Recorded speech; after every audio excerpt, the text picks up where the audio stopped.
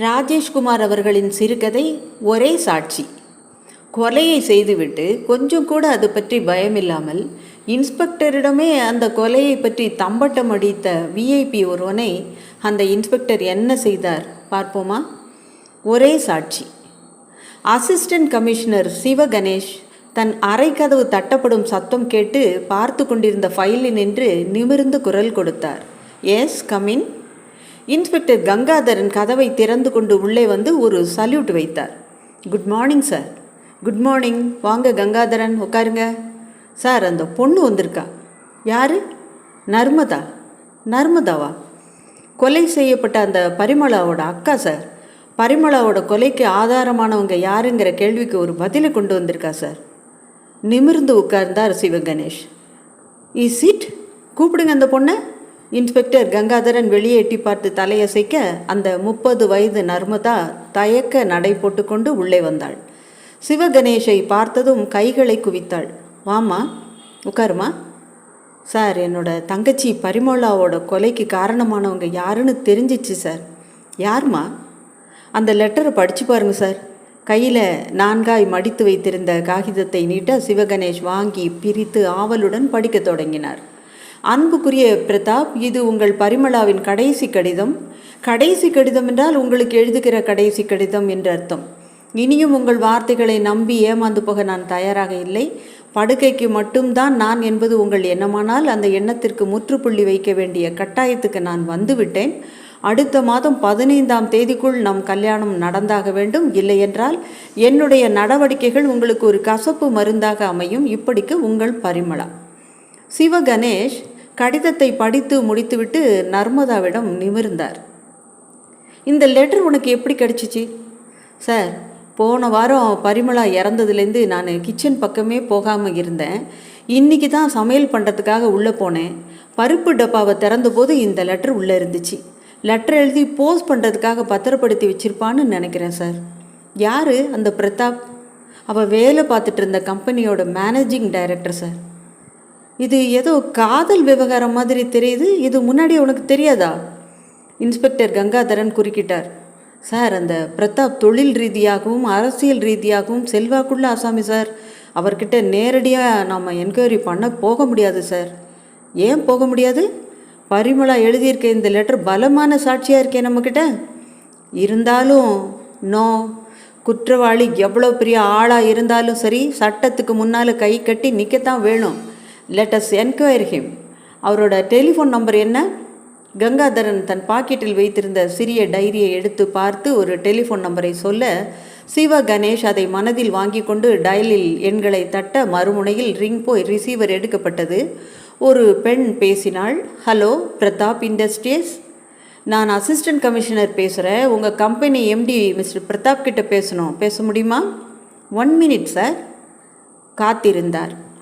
30 வினாடிகளுக்கு பிறகு குரல் கரகரத்தது. Good morning AC sir, I am Pratap. அவர் நேரடியாக விஷயத்தை சொன்னார். மிஸ்டர் பிரதாப், பரிமளாவோட மர்டர் சம்பந்தமாக நாங்கள் உங்களை விசாரணை பண்ண வேண்டியிருக்கு. என்னையா? Yes. On what basis? Murder சம்பந்தமாக ஒரு தடயம் கிடச்சிருக்கு எங்களுக்கு. தடயமா? என்ன தடயம்? அதை நேரில் தான் சொல்ல முடியும். உடனே புறப்பட்டு உங்கள் இடத்துக்கு வரட்டுமா? இப்போ வேண்டாம். தென் மத்தியானம் 3 மணிக்கு மேலே 4 மணிக்குள்ளே என்னோடய பங்களாவுக்கு வந்துருங்களேன். பங்களா எங்கே இருக்குது? Kalakshetra colony, number 25, Shastri road. கண்டிப்பாக வரேன் சார். சிவகணேஷ் ரிசீவரை வைத்துவிட்டு நர்மதாவை ஏறிட்டார். கொலையாளி அந்த பிரதாப்பாக இருக்கும் பட்சத்தில் அவன் சட்டத்திலிருந்து தப்பிக்கவே முடியாது. நீ தைரியமாக வீட்டுக்கு போமா. நர்மதா கலங்கிய கண்களோடு கைகளை குவித்துவிட்டு அறையை விட்டு வெளியே போனதும் இன்ஸ்பெக்டர் கங்காதரன் தயக்கமான குரலில் பேச தொடங்கினார். சார், இந்த விவகாரத்தை கொஞ்சம் நிதானமாக ஹேண்டில் பண்ணுறது நல்லது சார். ஏன்னா மிஸ்டர் பிரதாப் ஆளுங்கட்சி எம்எல்ஏக்களுக்கும் சரி 2-3 மந்திரிகளுக்கும் ரொம்ப நெருக்கம். சட்டத்தை நாம் என்ன தான் கூர் தீட்டினாலும் அரசியல்வாதிகளுக்கு முன்னால் அது கூர் மழுங்கி தான் சார் போகும். சிவகணேஷ் புன்னகை புரிந்தார். கங்காதரன், அரசாங்கம் கொடுத்திருக்கிற காக்கி யூனிஃபார்மை மாட்டிக்கிட்டு அரசாங்கம் தர்ற சம்பளத்தை கை நீட்டி வாங்கிக்கிட்டு நீங்கள் இப்படி பேசுகிறது கொஞ்சம் கூட சரியில்லை. அரசியலுக்கு முன்னால் சட்டம் கூர்மழுங்கி போக விடக்கூடாது.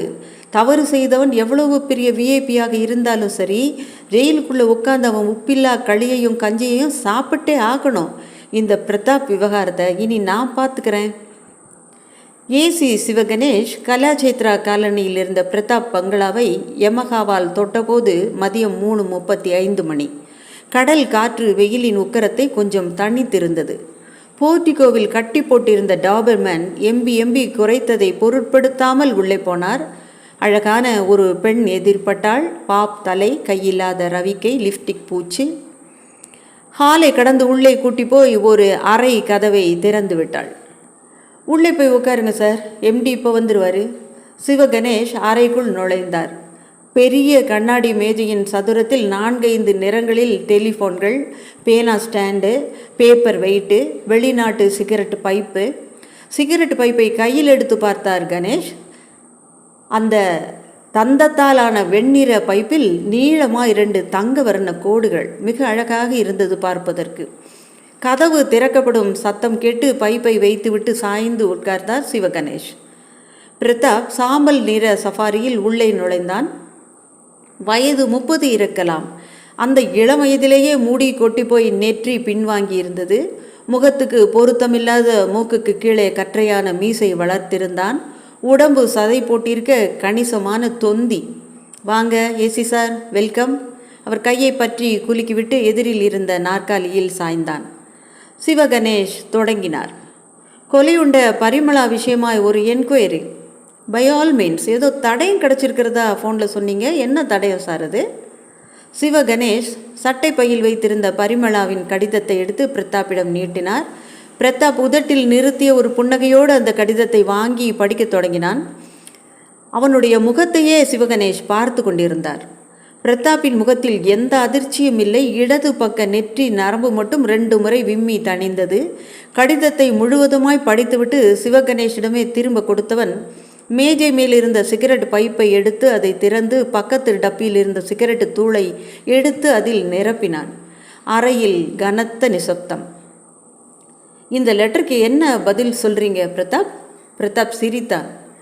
என்ன சொல்லணும்னு எதிர்பார்க்குறீங்க ஏசி சார்? எனக்கு உண்மை தெரியணும், அவ்வளோதான். சிகரெட்டு தூளை பைப்பில் அடைத்தவன் ஒரு தீக்குச்சி கொளுத்தி பற்ற வைத்து கொண்டான். பைப்பை இழுத்து முதல் புகையை மெலிதாய் விட்டான். உங்களுக்கு உண்மை தானே வேணும்? அந்த லெட்டரில் இருக்கிற ஒவ்வொரு வார்த்தையும் நிஜம். பரிமளாவை படுக்கையில் பல தடவை தொட்டிருக்கேன். அவளை கல்யாணம் செஞ்சுக்கிறத ஆசை காட்டினீங்களா? அந்த ஆசையெல்லாம் காட்டலைன்னா எவ்வளோ வரமாட்டா சார் என்று சொல்லிவிட்டு சிரித்தான். மிஸ்டர் பிரதாப், இது சிரிக்கக்கூடிய விஷயம் இல்லை. சரி, சீரியஸாகவே பேசுவோம். நீங்கள் என்ன கேட்கணுமோ அதை கேட்கலாம். பரிமளா கொலை செய்யப்பட்டதுக்கு காரணம் இந்த காதல் விவகாரமாக தான் இருக்கணும்னு நான் நினைக்கிறேன். யூஆர் கரெக்ட் ஏசி சார், அதுதான் காரணம். ஆள் வச்சு அவளோட காரியத்தை நான் தான் முடித்தேன். சிவகணேஷ் அதிர்ச்சியாய் பிரதாப்பை பார்க்க அவன் புகையும் வாயோடு தொடர்ந்தான். பரிமளா இந்த கம்பெனியில் ஒரு ஸ்டெனோ. கண்ணுக்கு லட்சணமாக இருக்காளேன்னு நான் ஆசை வார்த்தை காட்டி படுக்கையில் இழுத்து போட்டேன். உத்தியோகத்தில் இன்க்ரிமெண்ட் கேட்டால் தரலாம், லைஃப்பில் பார்ட்னர்ஷிப் கேட்டால் தர முடியுமா? இதமாக சொல்லி பார்த்தேன், கேட்கலை. மிரட்டி பார்த்தேன், மசியலை. இனி இவளை விட்டு வச்சா ஏதாவது ஏடாகுடம் பண்ணிடுவான்னு நினச்சி காரியத்தை முடிச்சிட்டேன். என்ன ஏசி சார், இந்த உண்மை போதுமா இல்லை இன்னும் கொஞ்சம் வேணுமா? சிவகணேஷ் கோபத்தில் முகம் சிவந்து ஏதோ பேச முயல பிரதாப் கையமர்த்தினான். இதை பாருங்க ஏசி சார், நான் செஞ்ச இந்த கொலைக்காக உங்கள் போலீஸோ சட்டமோ என்னை ஒன்றுமே பண்ண முடியாது. எந்த ஒரு பொருளுக்குமே விலை இருக்கிற மாதிரி சட்டத்துக்கும் ஒரு விலை இருக்குது. அதை விலை கொடுத்து வாங்க என்னால் முடியும். எந்த கட்சி ஆட்சிக்கு வந்தாலும் சரி, அந்த கட்சியில் இருக்கிற எம்எல்ஏக்கள், மந்திரிகள் எனக்கு, அதாவது என்னுடைய பணத்துக்கு விசுவாசமாக இருப்பாங்க. அரசியல்வாதிங்க மட்டும் இல்லை, உங்கள் போலீஸ் டிபார்ட்மெண்ட்டில் இருக்கிற பெரிய அதிகாரிகளும் இப்படி தான். இப்போது ஒரு உதாரணத்துக்கு ஒரு காரியம் பண்ணி காட்டட்டுமா? சொன்ன பிரதாப் டெலிஃபோனை தொட்டு ரிசீவரை எடுத்துக்கொண்டு டயலில் எண்களை தட்டிவிட்டு சில வினாடிகளுக்கு பின் சிரித்து பேசினான். வணக்கம் ஐஜி சார், நான் பிரதாப். உங்கள் டிபார்ட்மெண்ட் அசிஸ்டன்ட் கமிஷனர் இங்கே வந்து உட்காந்துட்டு என்னோட நேரத்தை வேஸ்ட் பண்ணிகிட்ருக்கார். ஆமாம், அந்த பரிமளா மர்டர் விஷயமாக தான். அதான் நான் புத்தி சொல்லிகிட்டு இருக்கேன், நீங்களும் ஒரு வார்த்தை சொல்கிறீங்களா? அதுக்கு என்ன, நான் டாய்லெட் போயிட்டு வந்துடுறேன். பிரதாப் ரிசீவரை சிவகணேஷிடம் கேலி புன்னகையோடு கொடுத்துவிட்டு அறைக்குள் இருந்த அட்டாச்டு பாத்ரூமுக்குள் நுழைந்தான். சிவகணேஷ் பொறுமும் இருதயத்தோடு ரிசீவரை காதுக்கு கொடுத்து ஹலோ என்றார். சிவகணேஷ், ஐஜியின் குரல் மிடுக்காக கூப்பிட்டது. உப்பு சப்பில்லாத கேஸுக்கெல்லாம் ஏன் விசாரணைங்கிற பேரில் டைமை வேஸ்ட் பண்ணிகிட்ருக்கீங்க அங்கே? சார், நான் நீங்கள் எதுவும் பேச வேண்டாம், எனக்கு எல்லாம் தெரியும். பரிமளா மர்டர் கேஸை எப்படி க்ளோஸ் பண்ணணும்னு எஃப்ஐஆர் ஃபைல் பண்ணி இன்ஸ்பெக்டர் கங்காதரனுக்கு இன்ஸ்ட்ரக்ஷன் கொடுத்துருக்கேன். இனிமேல் கேஸை அவர் டீல் பண்ணிக்குவார். நீங்கள் இந்த விவகாரத்தில் தலையிட வேண்டாம். சார், இந்த கேஸ் விஷயத்தில் ஒரு முக்கியமான தடையும் கிடச்சிருக்கு சார். இங்கே பாருங்கள், உங்ககிட்ட எந்த தடையும் இருந்தாலும் அதை இன்ஸ்பெக்டர் கங்காதரன் கிட்ட ஒப்படைச்சிட்டு இந்த கேஸ்லேருந்து விலகி நில்லுங்க. Yes sir. ஒரு கனமான பெருமூச்சுடன் ரிசீவரை சாத்தினார் சிவகணேஷ். இரவு 11 மணி. கணேஷின் வீடு படுக்கை அறை. அப்புறம் என்றார் சம்பூரணம், சிவகணேஷின் மனைவி. அவர் பெருமூச்சு விட்டார். அரசியல், சட்டம் 2 துறைகளிலும் இருக்கிற முக்கியமான புள்ளிகள் பிரதாப்புக்கு அனுசரணையாக இருக்கும்போது அவனை யாரால் என்ன பண்ண முடியும்? அப்படின்னா அந்த அயோக்கியனை தண்டிக்கிறது யாரு? அந்த கடவுள் தான் அவதாரம் எடுத்துக்கிட்டு வரணும் போல இருக்கே. தேவையில்லை சம்பூரணம், நானே தண்டிச்சிட்டேன். என்னது, நீங்களே அவனை தண்டிச்சிட்டிங்களா? என்ன தண்டனை? மரண தண்டனை. அடுத்த வாரம் இந்நேரம் அந்த தண்டனை நிறைவேறிடும். என்ன சொல்கிறீங்க? எனக்கு ஒன்றுமே புரியல.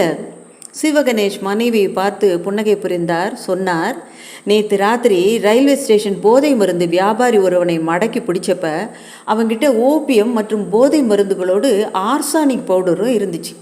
அதில் ஒரு பொட்டணத்தை ரசாயன பரிசோதனைக்கு அனுப்புறதுக்காக பாக்கெட்டில் வச்சுருந்தேன். ஆனால் அனுப்ப மறந்துட்டேன். ஐஜிக்கிட்ட ஃபோனில் பேசிட்டு ரிசீவரை வைக்கும்போது என் மனசுக்குள்ளே கொந்தளிச்ச கோபத்துக்கு அளவே இல்லை. வியர்த்து வடிந்த முகத்தை துடைக்கிறதுக்காக சட்டை பாக்கெட்டில் இருந்த கையை விட்டு கர்ச்சீஃபை எடுக்கும்போது அந்த ஆர்சானிக் பவுடர் பாக்கெட் தட்டுப்பட்டது. ஆர்சானிக் ஒரு விஷப்பொருள், ஸ்லோ கில்லிங் பாய்சன். உடம்புக்குள்ளே போகிற எந்த வஸ்துவாக இருந்தாலும் சரி, அதில் அதை கலந்துட்டா போதும், உடம்பில் அந்த விஷம் பரவி 1 வாரம் 10 நாளைக்குள்ளே ஹார்ட் அட்டாக் ஆள் மண்டையை போட்டுருவான். டாக்டர்கள் பரிசோதனை செஞ்சு பார்த்தாலும் அது இயற்கையான மரணம்னு தான் சொல்லுவாங்க. உடம்புல விஷத்தோட அறிகுறியே இருக்காது. நிஜமாவாங்க? பிரதாப் டாய்லெட் போயிட்டு வர்றதுக்குள்ளே அந்த ஆர்சானிக் பவுடரை அவன் சாப்பிட்ற தண்ணியில் கலந்துட்டிங்களா? இல்லை, பின்ன புகைப்பிடிக்கிற பைப்பில் அடைக்கிறதுக்காக அவன் வாங்கி வச்சுருந்தானே சிகரெட்டு தூள், அந்த டப்பாவில். கதையை ரசித்தீர்களா? சப்ஸ்கிரைப் பண்ணிவிட்டு லைக் போட மறக்காதீங்க. நான் போடுற அடுத்த வீடியோக்களில் உங்களை மீண்டும் சந்திக்கிறேன். ராஜி ஸ்டோரிஸிலிருந்து உங்கள் நான். நன்றி.